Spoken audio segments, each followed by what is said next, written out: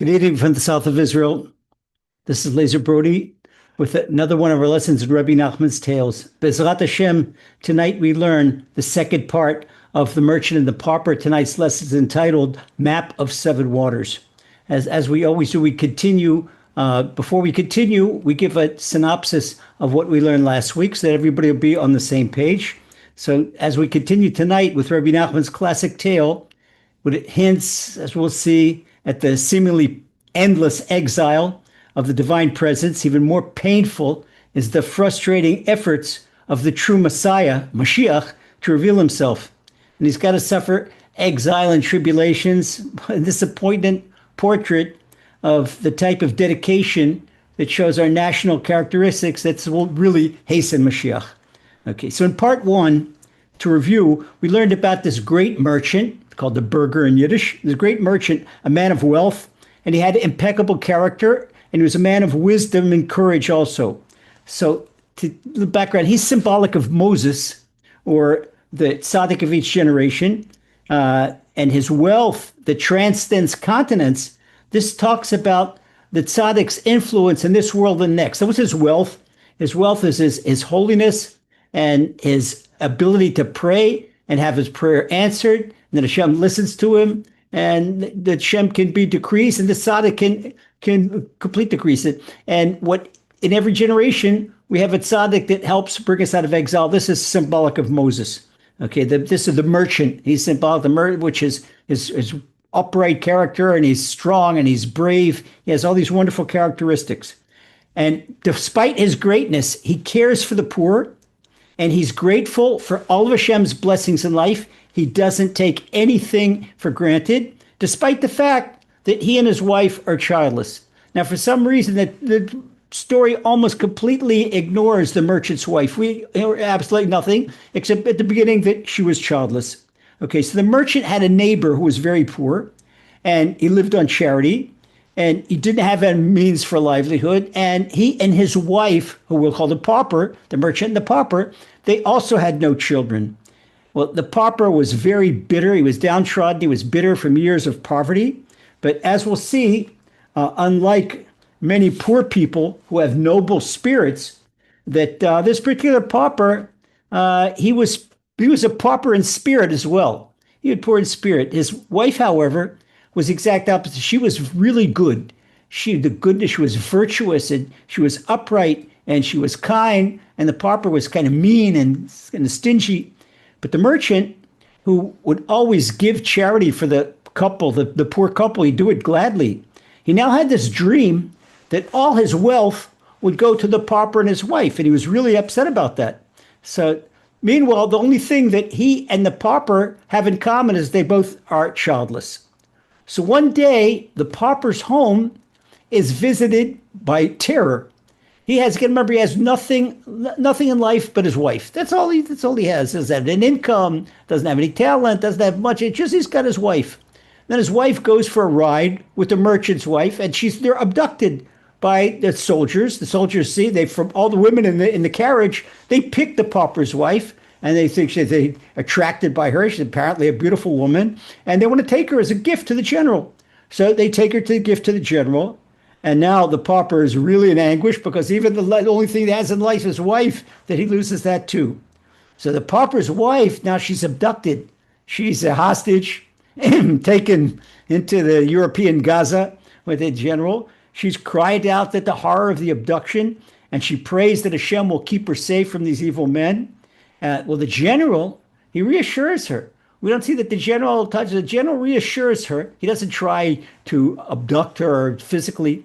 But the general says that why should she live a moment apart? She agrees to come over on his side of the fence and to marry him and share his bed and share his wine and share everything. That she'll have a life of riches and a life of lavish luxuries.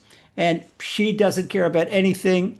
All she cares about is her holiness and her loyalty to Hashem. So she remains holy, she remains faithful to Hashem and faithful to her husband, and she doesn't do anything wrong, despite the fact she's in halacha.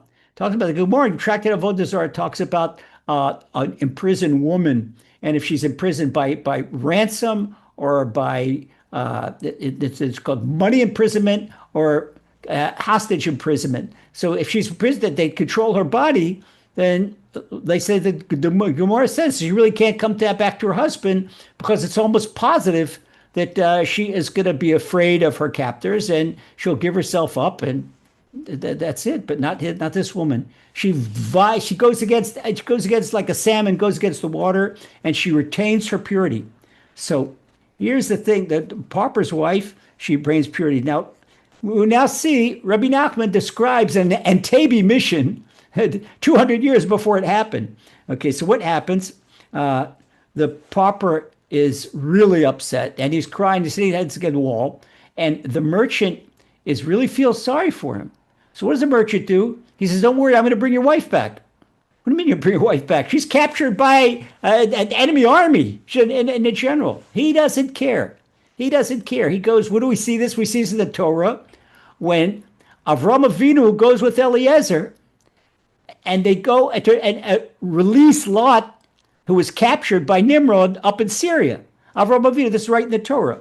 Okay, so the merchant does the same thing. He goes behind the lines and he is strong in his emunah, and he walks right into the enemy camp, and he walks right past the soldiers. He's confident. They're so stunned.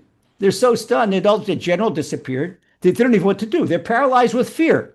And this is what the Lubavitcher Rebbe said in 1967 when he started putting a tefillin on people. He said, Kishem Hashem nikra lecha, that when Hashem's name is upon a person's forehead, so we put tefillin on our head, then everybody is afraid of him. So apparently, the merchant, this tzaddik, the merchant has Hashem's name reflecting from his forehead, and anyone that sees him, they're full of fear, because he has this aura of fearlessness. The merchant fears nobody but Hashem. Rebbe Nachman is showing us the characteristics of the true tzaddik, has no fear of anyone, but only Hashem. So he goes directly into the room where the pauper's wife is held hostage, and he assures her that Hashem is with them. And it takes her right out. She's scared. She says, don't be scared. He takes her right out there. They walk right past the soldiers. Nobody does anything. And he leads her home as they stand frozen like they're made out of ice. And they can't move. So what does Hashem do? Hashem awards both the merchant and the pauper's wife, one for the merchant for his bravery and his dedication, and the pauper's wife for her virtue under really extreme circumstances. So the merchant and his wife, they all of a sudden they're not childless anymore. They give birth to a son. And the pauper and his wife, they give birth to a daughter. Now, as she grows up, the pauper's daughter, she's so beautiful. Nobody has ever seen a girl this beautiful. And the word goes all around the world that there's this one beautiful girl. So, meanwhile, we also when the merchant had back, but before the wife was captured, he had his dream that everything was to be given to the pauper and his wife.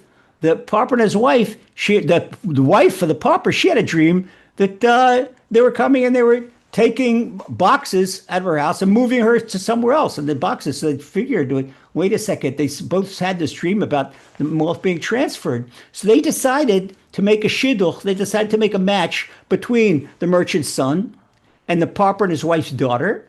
And that way, that all the riches would stay with the kids. Okay, so meanwhile, the kids grow up together and they go to school together. And they study the stars, the moon and the stars. They study astronomy, and they study the wisdom of the world, and they learn poetry, and they learn music, and they both become accomplished singers and accomplished musicians, and very skilled at playing musical instruments. So what does this tell? Very skilled in playing music instruments. That she is, we will see, the merchant's son will find out that he's Moshiach. And the daughter of the pauper's wife, we said the pauper, he doesn't have very good character traits. The pauper are the simple, non-emunah Jewish people, what we call the secular. They're simple, non-emunah Jewish people. But the wife with her virtue, she's Klal Yisrael. She is the general populace of Israel that has a moon that's connected to Hashem. So because of her virtue, she gives birth to the Shekhinah, to the divine presence. What do you mean she gives birth to the divine presence? She invokes the divine presence. So her virtue invoked the divine presence, which Rebbe Nachman talks allegorically. She gave birth to this beautiful princess beyond anybody's beauty. That's the beauty of it's allegorical all through Tanakh. And this is King Solomon's Eshet Chayil. This Eshet Chayil, King Solomon's Shir HaShirim and Song of Songs. And in chapter 31 of Proverbs, the woman of valor. This is the divine presence. Okay, and the love between the divine presence and Hashem. So they grow up in harmony together, and looks like everything's hunky-dory. They're going to grow up, and they're going to get married, and then we're going to have a union of Moshiach with Hashem's presence on earth, which means when you have that union, which means that there's a gathering of the exiles, and the Holy Temple is built, and we get to Tikkun Olam. We get to the correction of the world. Not so easy, folks. No, here. Rebbe Nachman says that, okay, this is what it looks like. It looks like everything is going to be happy ever and ending. So we see that the first indications here. So the pauper's daughter, meanwhile, gains this reputation for her extraordinary beauty. And it's said so far and wide that all the noblemen, all the rich people, they come to, and they want to see this young woman. And now they've become bidding for her hand. They're bidding, but since the pauper, who was poor, this doesn't fit their social station. Even though they wanted so much, the kings wanted her for their princes, their sons, and princes, prince plural, not princess, princes, prince plural. They wanted that for their sons, but it was improper because it's proper, not proper social station. So what they did, they decided. The noblemen got together and they said, we have to raise this guy so it'll be acceptable to make a match with his daughter. And what they did is they inducted him into the army, and they already gave him a commission as a junior officer. He was a junior officer, started off as the junior officer in the Navy, and he rapidly went up through the ranks. And we see something very, very interesting. This pauper, because he's got no particular character trait, no good, just negative character traits. He's not particularly smart, but everything he does, he succeeds. By virtue of whom does he succeed? By virtue of his wife, his virtuous wife. He got his daughter by virtue of his wife, her virtue. Everything does. We see this now. Rebbe Nachman is prophetically telling us what's happening in this generation, where people are telling the Torah scholars in Israel, oh, you guys are parasites, you don't serve in the army.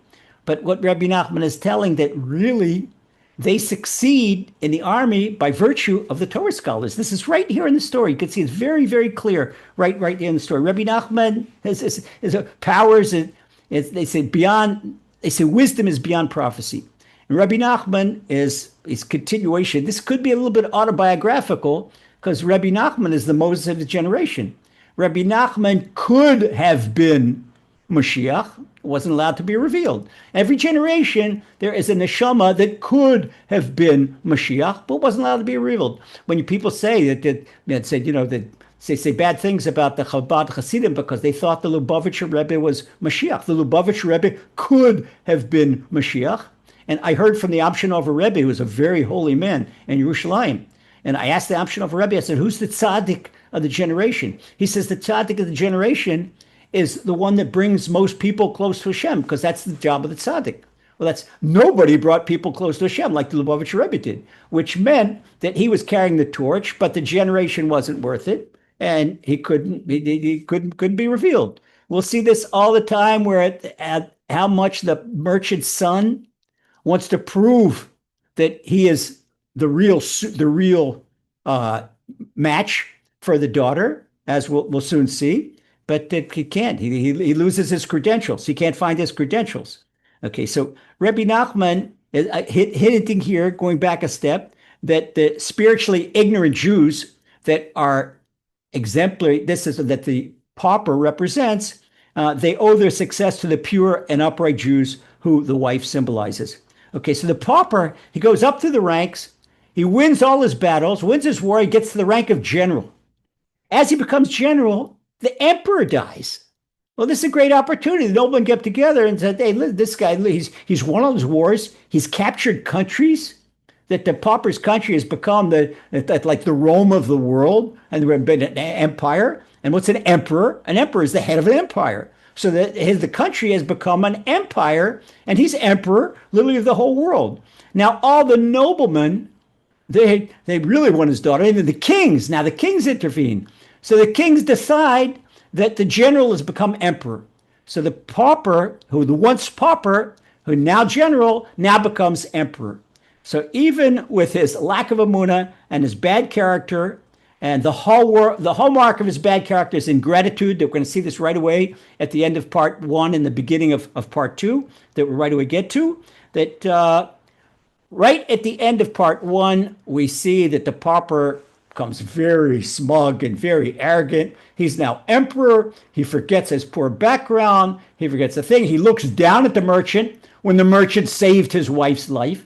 He looks down at the merchant and he says, "Oh, the merchant, I can't have my daughter betrothed to such a social lowly person as that." The merchant, "Hey, mister, he's the tzaddik of the generation. He's the righteous man of the generation. He is light years above you. If we're looking spiritually, the merchant is light years above the emperor." We can see it's like comparing a Rosh Hashiva with Donald Trump. Donald Trump, he's turning into the emperor. He's running the whole world. Okay, but so, excuse me, Mr. Trump, with all your zillions of dollars, you don't come into the toenails, with all due respect, of the Rosh Hashiva. Okay, that's it. That's a spiritual fact. Okay, so now the emperor is very arrogant, and he says to his wife, "No, we're not going to honor your commitment," and that's it. The daughter's going to be married to one of the king's sons. That is the end of part 1. We begin part 2, B'ezrat Hashem.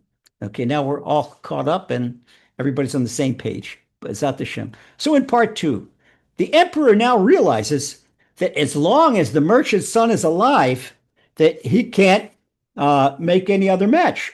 Why? Because his wife is adamant. She's not going to break. She made a commitment. She made an oath. Remember, she made an oath in 7 different places of water. 7 different places of water, once by the cistern, and then by the mikveh, and then by the lake, and then by the river. She finally gets to the sea. 7 bodies of water, all the bodies which are pure. These represent 7 spheres of godliness, 7 lower spheres of godliness, and to the pure, that's purification, the purity of her word, the purity of her deed, that she makes an oath by purity, makes an oath by the mikveh. In other words, that her word is pure. Her word is pure. So the emperor is now doing everything, is scheming to get rid of the young man, and he wants to wipe him off the face of the earth, or to eliminate him. And then there's no more excuses that the wife and the daughter, the wife of the empress, who's the pauper's wife, she's now the wife of the empress. She's the empress, and her daughter, which is the pauper's daughter, she's now the princess, the beautiful princess. So he set up false charges. The emperor set up false charges, and he made it like without him. He called in the judges, and they trumped up the charges against the merchant's son, and they decided that he would be eliminated from the world, and they delivered a sentence to throw him in a sack and throw him into the sea. Tie him into a sack where he can't get out, and throw him into the sea where he drown and be buried in the bottom of the sea. Well, our empress, she was beside herself in grief. When she heard the court's decision that her husband put into, she couldn't believe that the meanness, and this is the way you say thank you to someone that saved your wife's life. That was the only person, the only thing you had to live for. And he risked his own life, went into the lion's den, went to the lion's throat to take me out of there. And this is your thank you? So she didn't know what to do, but she was very smart. So what she decided, she went behind his back, and she went to the henchmen that were assigned. She found out who they were, who the hangmen were that are going to tie him in a sack and take him out to sea and throw him in the sea. And she begged with them. She fell at their feet. She pleaded with them that for her sake, please, a favor for the empress, that why should they execute my daughter's fiance? What's it? So she begged them, and she begged them, look, I know you have to do something. There are people that are condemned to death. There are murderers and rapists, and there are other people that are condemned to death in the kingdom. Take one of them instead of my son. So, which they felt so sorry for the empress, and they swore to the empress. They swore to the empress that they would do her will. Now, here's the thing: the empress, after your 120 years on Earth, one of the first things that they ask you in the heavenly court is, did you ever swear? Did you make ever an oath? And if it's yes, did you keep that oath? And oy vavoy, it's really terrible if a person made an oath, swore to do something, and didn't do it. So don't ever say, I swear, I swear. People use this very, very, very, it rolls off their tongue. I swear, when they want to convince you that they're telling the truth. Don't ever say that. Because the minute a person says that he swears, he or she swears, that is an oath. So, but if the person impeccably kept every oath, then he gets tremendous, tremendous reward. Because a tremendous, tremendous mitzvah that a person keeps his or her word. So just as the empress kept her word to the merchant, and she made 7 oaths on every body of pure water, she kept everything. So now Hashem makes it that the soldiers, the hangmen, the executioners, they keep their word to her. So what they do, they took a prisoner, they put him in the sack, and they made a big to-do that was the merchant's son. And meanwhile, they let the merchant's son leave jail, and they let him escape. Okay, so he escaped and went on his way. But something happened before he escaped jail. So before he left jail, the empress, she went and summoned her daughter. And she said, my daughter, you have to know that the merchant's son is your betrothed. That's your groom. That's what we call in Yiddish, the beshert. That's your beshert. That's your intended. And she told her daughter the entire story about the 7 bodies of water and how the merchant risked his life. They did something we called, this is the Antabi mission, 200 years ago. Antabi mission, and he sacrificed everything he had. She says to my daughter, he sacrificed everything for my well-being and for my sake. And we hid in these 7 places of water. And in every one of these places, I swore to him by Hashem. She swore in Hashem's name. This is really, really heavy. I mean, if a person swears in Hashem's name, that means, okay, if the person doesn't, if he keeps it, it's a blessing. But we don't do that. This is like a person playing around with, not playing with fire, playing with 90% enriched uranium, playing with atom bombs, and with a lit match in his hand. Okay, but she swore by Hashem's name that all the good that Hashem gives her in life will not be withheld from the merchant. So all the good that Hashem gave her in life was her beloved daughter. That is everything. She didn't even care about the empress and the palace and the clothes and the money. Her good in life was her daughter. And this is what we see. This is Klal Yisrael. The people, all we care about is our connection to the divine presence. So somebody really serves Hashem, connection to divine presence. And this is the wife of the emperor, the empress. Don't want to get confused. Now we're talking, the empress means the former pauper's wife, and the emperor is the former pauper. Okay, the pauper's daughter is the princess now. Okay, she's not going to withhold any of her abundance, spiritual or material, from the merchant. And so they made the shidduch. Now she says to the daughter, she says, you're all my good in the life. And you're all my good fortune, my mazel, you're my good fortune, and you're my success. And you are certainly his. You certainly belong to the merchant's son. He is your groom. And your father, because of his arrogance, he wants to kill him for no reason. But I've already made efforts to save him, and he's going to be released. He's going to be secretly released. So therefore, you should know that he is your groom and that the merchant's son, and don't ever agree to any other groom in the world. This is her mother giving her charge. Do not ever agree to anyone. So the daughter accepted her mother's words, of course. She was too, like her mom, she was a God-fearing girl. And she replied to her mother that she would certainly uphold her mother's wishes. So the daughter, she now went and she wrote a note. She wrote a letter to the merchant's son in prison. She managed to get it for him to imprison before he left. And that she is going to retain herself for him. She's going to keep herself for him, and she knows that he is her groom. And she sent a hand-drawn map. She sent him a map. And on that map, she drew the 7 places where her mother had hidden with his father, or my mother, your father, when he rescued my mother, where they hid together. And these are the 7 witnesses.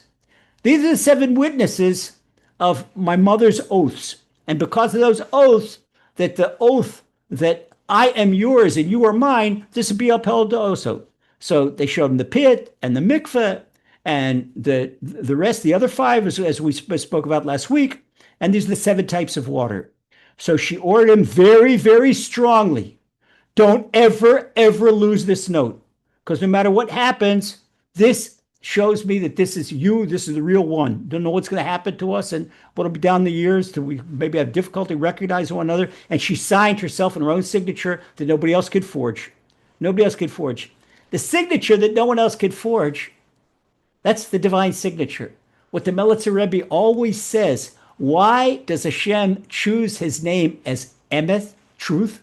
Hashem's name is truth. What the Zohar tells us, Gushpanka de Rachmana Emet. Hashem's signet ring is Emet. And then we said 441, and we explained it in a Muna hour, that numerically, the name I am that Hashem revealed himself to Moses, Ekye Asher Ekye, it comes out in numerical value of 441, which is Aleph Mem Taf Emet. Why is that Hashem's signet ring? Because 99% truth is 100% lie. So truth is not truth unless it's 100% truth. So this is, she ordered very strongly. This shows that he's true. And she signed her name, this is the truth. And see, the deputies, they say the hangman, they took another person.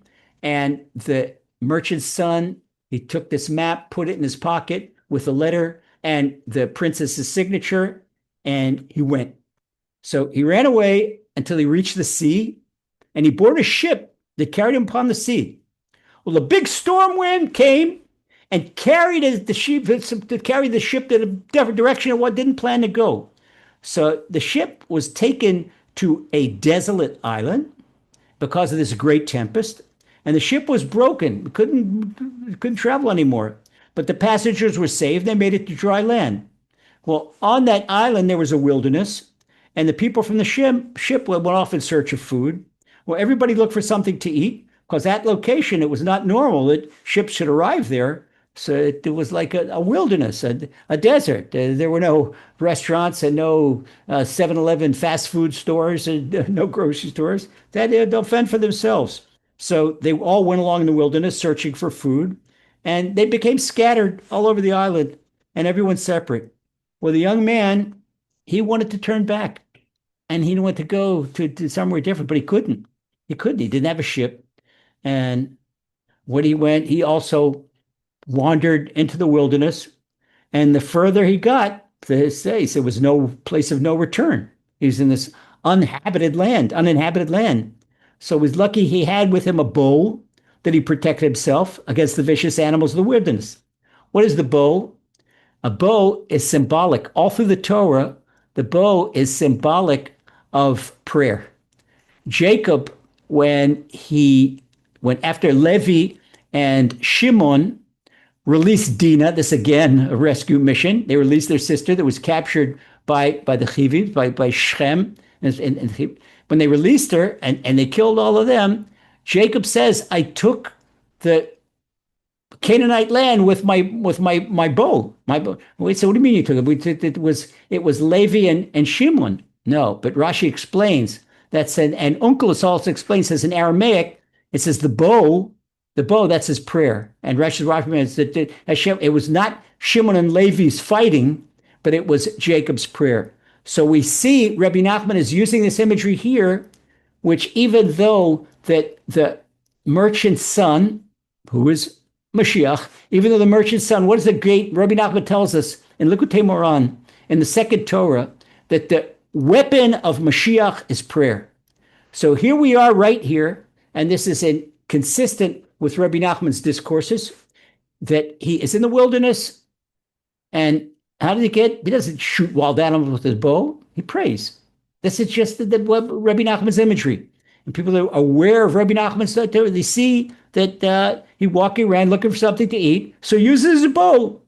He says, Hashem, I'm hungry, feed me. Okay, so this is it. What he does, that he finds food, he finds water, and finds fruit trees. You don't take a fruit tree with your bow. You don't shoot arrows at the apples. This is not, some Shakespeare story. This is, you're freaked. It's right there. You pick the tree.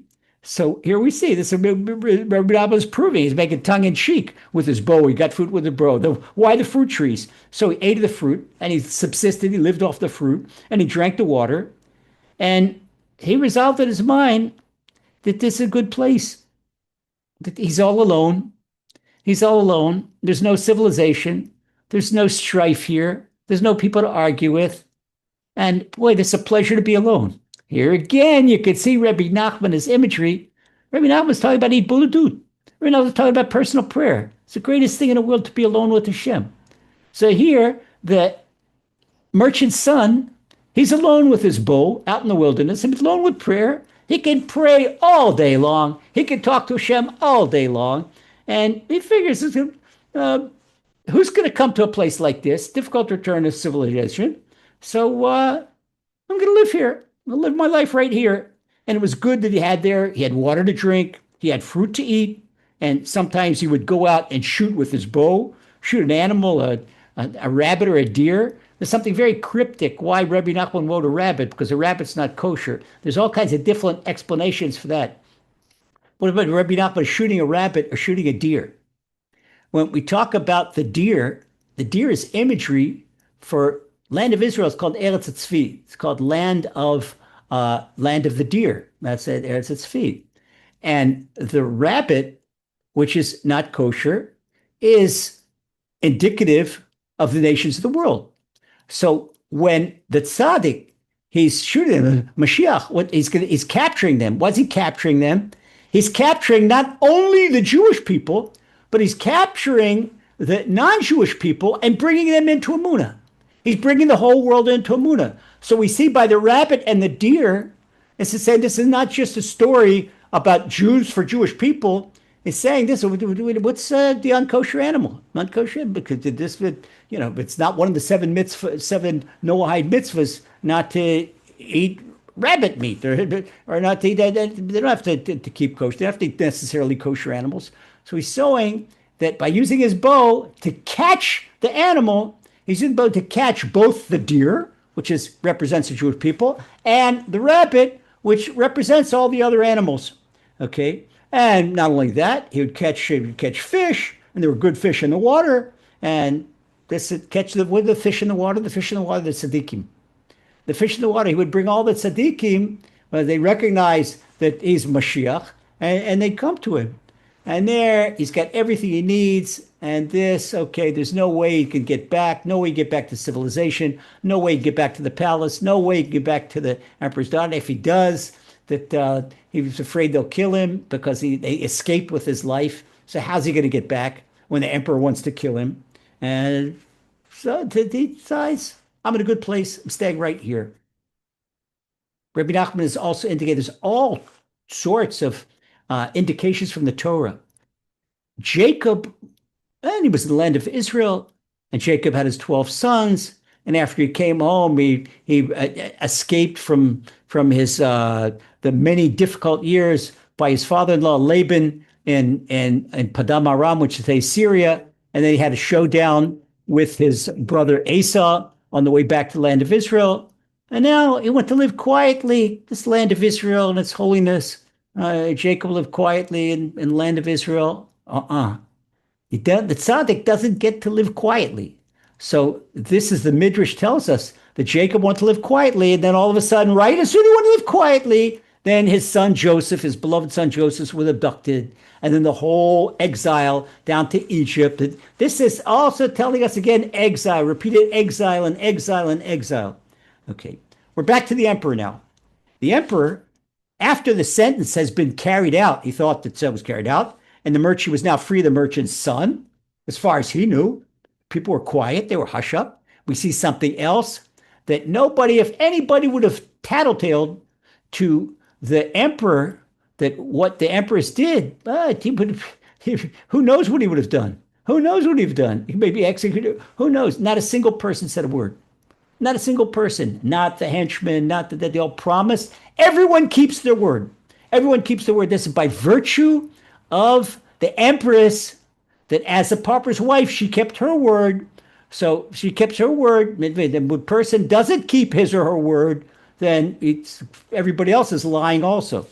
Okay, so now he thought he's free of the merchant's son, and he thought that the execution was carried out. So now he can make a match with his daughter. He's happy, his own daughter. So they began proposing matches to her with this king and that king, and he made her a court in a very nice way, and she remained there. He made her throne for her to sit on, and she took young ladies, the daughters of nobility, to be her companions, and she had her own little palace where she lived there, and she would play her musical instruments in her usual fashion, and she would sing and compose poetry, and whatever they proposed a match for it, that's what happened. The suitor would come to the princess's own little palace, and they would always,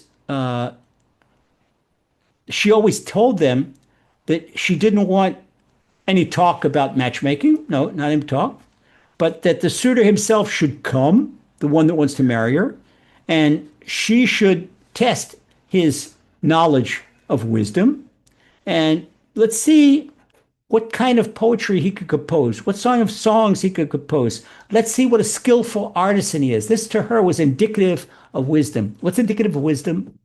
This referring to King David's Psalms. Okay, how much is a person's wisdom, how much is he engrossed in King David's Psalms? King David himself. King David was the forerunner of Moshiach. He was engaged in singing and composing all day long. The Psalms are the protocols of his personal prayer with Hashem, his own Bodedut. And we see this. This is it. Rebbe Nachman is hinting at the Psalms. And this is here she is, the princess, that she's a divine presence. And she's singing the Psalms all day long. Now, remember when they were kids in school that it was the merchant's son that was also a great musician and composed them. That was back then. So he, as the tzaddik of the generation, the Judah of the generation, then his offspring is going to be Moshiach. And that's his offspring, the son, the merchant's son, that's Moshiach. So they would sing love songs, and love songs through the love songs, the love songs for Hashem. And the kings would come, and the ones that wanted to be matched with her, they would arrive at the palace, and each one would recite his song or sing his song. Well, to some of them, she'd send a reply through her lady friends, along with a song that showed affection. And to some that she liked even more, she herself responded and raised her voice with the songs. They would hear her voice, and she replied to them with words of affection, also with words of affection. And to some that she liked even more, she would open the curtain and let them see her face.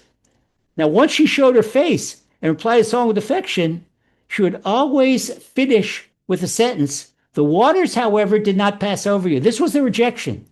Okay, you're very nice, you're very smart, you're very talented, and you're pleasing, but the waters did not pass over you. And in Yiddish, what does it mean? You didn't go through the test of loyalty, the test of emunah that the real tzaddik has to go through Moshiach. That what my mother had to go through, and what the merchant, who's the tzaddik of Jezreel, had to go through. King Solomon tells us this in Ecclesiastes, Shevet Afal Tzaddik V'Kam, that a tzaddik has to go through seven tribulations, but he always gets up. And here he says, King Solomon says particularly number 7. King Solomon's the wisest in the world, and we could go deeper and deeper and deeper what he meant in Ecclesiastes, but this is also indicative of what we're learning here, what Rebbe Nachman is telling us in the story. So to the people that got a glimpse of her face, they would fall backwards, they would faint. She was so gorgeous, and they would even go crazy and love sickness, or they'd lose their minds, and someone would, their heart would stop. What's Rebbe Nachman indicating here? Rebbe Nachman is indicating here a tractate, a passage from the Gemara tractate Chagiga, page 14p, where four wise men went into the orchard. The orchard in Hebrew is Pardes. That's an acronym for the four faces of Torah. One was Rebbe Akiva. He went in peacefully and came out peacefully. The other was Ben Azai. He couldn't stand seeing. They went up to the upper world. They couldn't understand, couldn't stand seeing the beauty of the divine presence countenance. And so he lost his mind. Ben Zoma, he got killed completely. What do you mean get killed? His neshama didn't want to go back to earth. It just wanted to stay there, so stuck to her. And the fourth, Elisha ben Abuya Acher, he thought he was seeing more than one God. He couldn't understand the whole thing, that Hashem and the divine presence. So he thought he became a complete apostate. He went crazy and became an apostate. So Rebbe Akiva was the only one that went in peacefully, came out peacefully. Explained last night in Amunah Hour that this is by virtue of Amunah. Okay, so the merchant's son, meanwhile, this is what's happening in the empress's palace, and the merchant's son, meanwhile, he's in the same place where he wanted to live, wanted to dwell. So he knew he could play. He had the wisdom of song, like King David, and he selected wood, out of which he made his musical instruments, and he made his flutes and lyres. He made all these wooden instruments. You see, land of Israel wood, Baruch Hashem. And from the sinews of the animals, he would make strings, and he would musically, from the animal gut, he would make strings, and he would accompany himself. So he made his own instruments, and that's how talented he was. He would accompany himself. He would compose his own song. This is a metaphor that he would write his own prayers and sing to Hashem. So he took the note that she gave him with the map of the seven waters, and this would, when he was the last few days in captivity, and he would sing and play and remember what happened to him. He would look at the note. He made a song about every one of the seven places, and now that he's been cast off this desert island, he went and he took the note, and he made a sign on a tree. He carved a sign on a tree, and he put the note inside the tree so it could be for safekeeping. Maybe walk so he wouldn't lose the note. So better he puts it inside safe. He put a safe deposit box. He made this hollow tree a safe deposit box, and he continued dwelling on that island. One time, there was a great storm on the island, and it broke all the trees that were standing there. Well, he couldn't recognize now. All the trees are broken, and he's beside himself. He can't recognize all the trees one on top of the other, and it's such a chaos in the forest. He can't find the tree. They're beginning to find a needle in a haystack. How can he possibly find the tree where he hid the letter? And now he's really becoming disparaged. He's really becoming discouraged, and he could no longer recognize the particular tree. And it was impossible. He could go through the whole forest, thousands and thousands and thousands of trees, and split them open. So he cried, and he cried, and he cried, and he cried. What we're seeing here, we're seeing the setback of Moshiach. Moshiach wants to reveal himself. The merchant's son wants to go back to the kingdom, wants to bring the letter to show the princess that he's the real one. He can't. He doesn't have a ship. He doesn't have the letter. There are so many obstacles, and him coming, obstacle after obstacle after obstacle. We see that what's happening meanwhile is that where's the storm? The storm is indicative of the evil inclination. Who brings the storm? All the time, a storm. There's a storm at sea that blows him into the wilderness, blows to a desert island. There's a storm on the island that knocks down all the trees.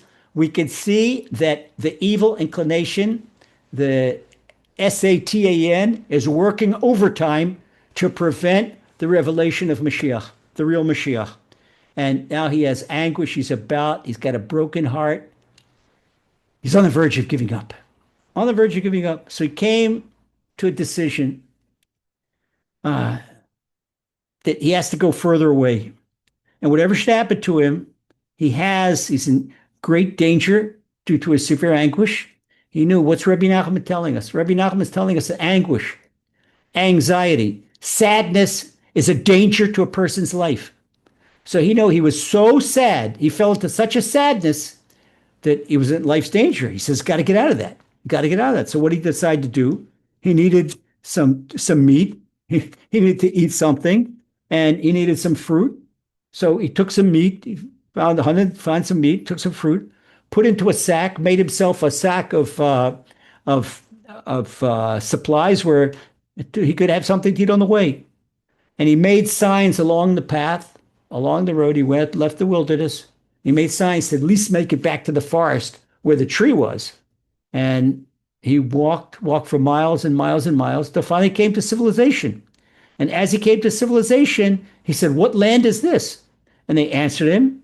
And he said, "Do you people, did you ever hear of the emperor, the world emperor?" They said, "Of course we heard of the emperor." And he said, "Did you ever hear about the emperor's daughter, the princess with the exquisite beauty?" Oh, and he says, "Yes, but you got to know, no one can be matched with her. That's impossible because she doesn't accept any match." Okay, cherished brothers and sisters, we're going to hold up right here in the action because we start a whole new part. That after starting the whole new part, don't want to stop in the middle. We'll hold up right here. I want to finish Bezrat Hashem with, first of all, that Hashem should enable us to continue. It'll probably be another 2 lessons to the merchant and the pauper. And with Hashem's help, we should all be able to complete it. And this in itself should hasten the coming of Moshiach. Amen.